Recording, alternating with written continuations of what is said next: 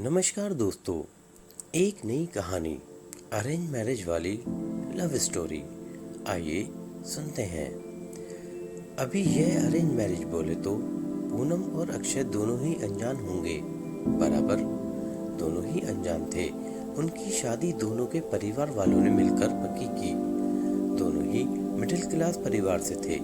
अभी arrange marriage है तो देखने दिखाने की प्रोसेस तो होगी ही। 15 अक्टूबर की यह बात है। अक्षय और उसके माँ बाप के साथ पूनम को देखने आए थे। पूनम एक काफी सुंदर लड़की थी। अक्षय को वह पहली नजर में ही बहुत पसंद आई।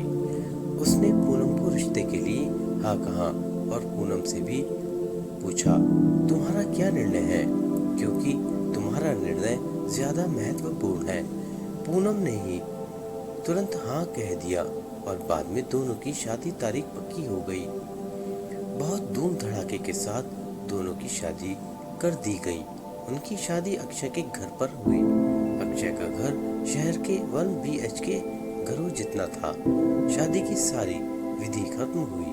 बाद में दोनों अपने रूम में फ्रेश होकर अपने कपड़े बदल कर आते हैं। दोनों की वह शादी की पहली रात थी। अक्षय धीरे से पूनम को आवाज देते हुए बोलता है, आज से हमारी नई जिंदगी की शुरुआत है। ऐसा बोलकर पूनम को गले लगाने की कोशिश करता है, पर पूनम उस पर चिल्लाती है और बोलती है, तुम मुझे जरा भी पसंद नहीं हो और मैं तुमसे प्यार भी नहीं करती, इसलिए मेरी तरफ से तुम कोई भी उम्मीद मत करना। अक्षय उसकी बातें सुनकर हैरान हो गया, पर हिम्मत करके उसने पूनम को पूछा, पूनम अगर ऐसा ही था तो तुमने मुझसे शादी क्यों की? मैंने तुम्हारे साथ जबरदस्ती नहीं की थी। मैंने पूछा भी था तुम्हें, फिर तभी क्यों नहीं कहा मुझसे? इस बात पर पूनम बोली, मुझे कुछ मत पूछो, 2-3 महीने एडजस्ट करो और उसके बाद हम डिवोर्स लेकर अलग हो जाएंगे। यह सुनकर अक्षय को धक्का लगा। उसने पूनम को समझाने की बहुत कोशिश की, पर उसने अक्षय की कोई भी बात नहीं सुनी और वह उसके निर्णय पर डटी रही। अक्षय उसे बोलता है, ठीक है, तुम्हें यह ठीक लगता है तो यही करेंगे, पर मेरी एक बात मानोगी क्या? पूनम बोलती है, क्या? अक्षय बोलता है कि एक छोटी सी मदद करोगी। जब तक माँ पापा यहाँ हैं तब तक तुम यहीं पर रहोगी। एक बार वह गांव चले गए तो फिर सब तुम्हारे मुताबिक होगा। वह भी तैयार हो गई इस बात पर और दोनों सो गए। हर रोज का दिखावा उनका चालू था। माँ बाप के सामने पति पत्नी की तरह रहना उनको समझ में नहीं आए, इसलिए उनके सामने नाटक करना। ऐसे करते करते दिन खत्म होने लगे। दोनों ही नौकरी करते थे। फिर रोज के टाइम टेबल के अनुसार अपना अपना काम खत्म करके काम पर जाना। अक्षय रोज पूनम से प्यार से बोलने का प्रयास करता था, पर पूनम अक्षय को अनदेखी करती थी, क्योंकि पूनम की एक ही इच्छा थी कि उसको जल्दी शादी नहीं करनी थी। घर के लोगों का मन उसे नहीं दुखाना था, इसलिए वो शादी करने के लिए तैयार हुई। पर शादी करने के बाद भी वो फिर से अकेली रहने का विचार करती थी, क्योंकि उसे खुद की लाइफ किसी के साथ शेयर नहीं करनी थी। जैसे तैसे उसके दिन धकेल रही थी। अक्षय मात्र उसे हमेशा अपनी पत्नी का दर्जा देने का प्रयास कर रहा था, पर पूनम कभी भी अक्षय को पति का दर्जा नहीं देती थी। एक दिन फर्श पर पानी गिरा हुआ था, तब पूनम का पैर उस पर अचानक से फिसला और उसके पैर में फ्रैक्चर हो गया। अक्षय तुरंत उसे डॉक्टर के पास लेकर गया। उसका इलाज होता है। डॉक्टर कहता है पैर पर जरा सा भी जोर नहीं देना है, उसकी काफी देखभाल करने के लिए बोलते हैं। फिर क्या, अक्षय उसका बहुत ख्याल रखने लगा। हर रोज उसके पैर की मालिश करता था। उसका पैर फ्रैक्चर होने के बाद और उसके कारण उसे ठीक से खड़ा भी नहीं हुआ जा रहा था। घर के काम और खाने की जिम्मेदारी अक्षय पर आ गई थी, पर अक्षय को तो पहले से ही ये सब की आदत थी। इस वजह से उसे कोई दिक्कत नहीं थी। अक्षय रोज खाना खुद ही बनाया करता था। उसके माँ पापा भी उसे थोड़ा घर के काम में मदद करते थे। रोज काम पर जाने से पहले पूनम के लिए नाश्ता और खाना बनाकर खुद के हाथों से उसे नाश्ता खिलाता था और फिर काम पर जाता था। टाइम पर उसे फोन करके दवाई लेने के लिए याद दिलाता था। काम पर से आने के बाद सबसे पहले उसके पैरों की मालिश करता था, उसे थोड़ा चलने के लिए मदद करता था। कोई भी काम हो उसके लिए मन से करता था। फिर भी वह अक्षय को प्यार से नहीं बुलाती थी। उसका मन अक्षय को स्वीकारने के लिए तैयार ही नहीं था।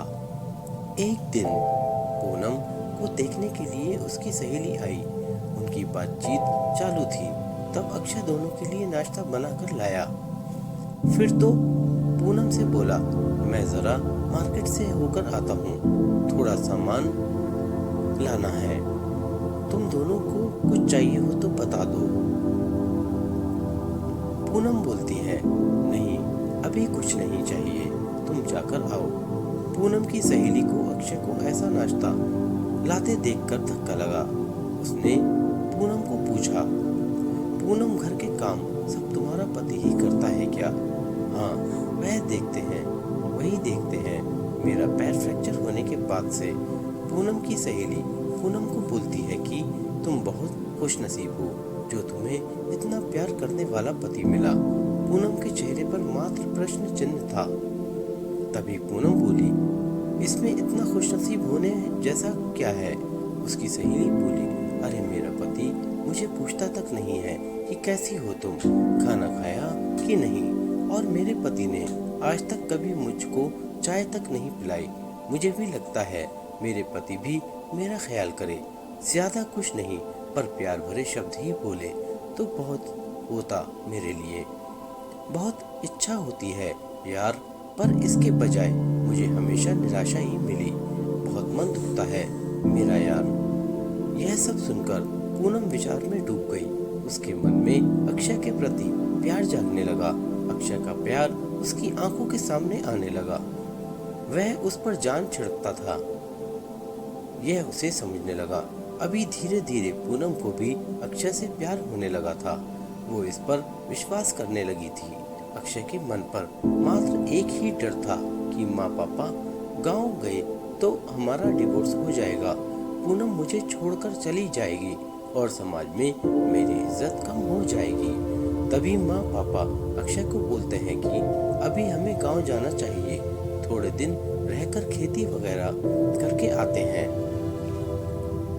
अक्षय उनको जाने नहीं देना चाहता था और उनको डिवोर्स के बारे में भी बता नहीं सकता था।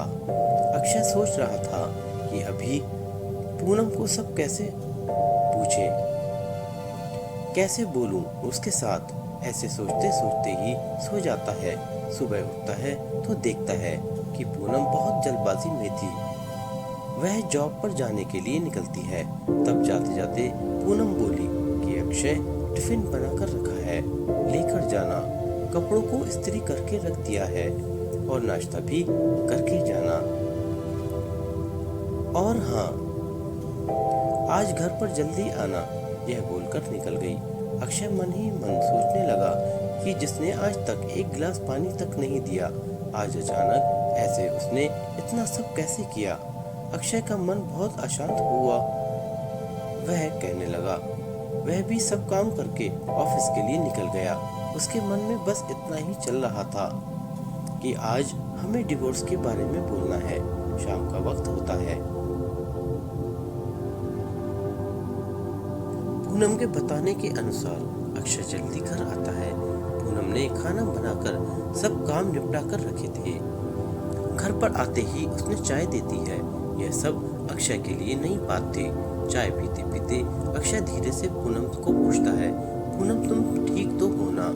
तुमने निर्णय तो लिया ही होगा ना, मुझे छोड़कर जाने वाली हो, इसलिए सब कर रही हो ना?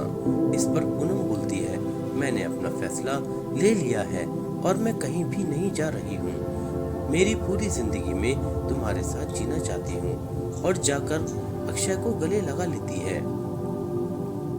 वो बोलती है, मैं तुम्हें छोड़कर कहीं नहीं जाऊंगी, मैं तुमसे बहुत प्यार करने लगी हूँ और अभी यह हमारा रिश्ता कोई भी नहीं तोड़ सकता। जिंदगी में बहुत बड़ी भूल हो हो गई होती है। मुझे अगर मैं तुम्हें खो देती तो अरेंज मैरिज करके भी तुम्हारे जैसा इतना प्यार करने वाला पति मुझे मिला।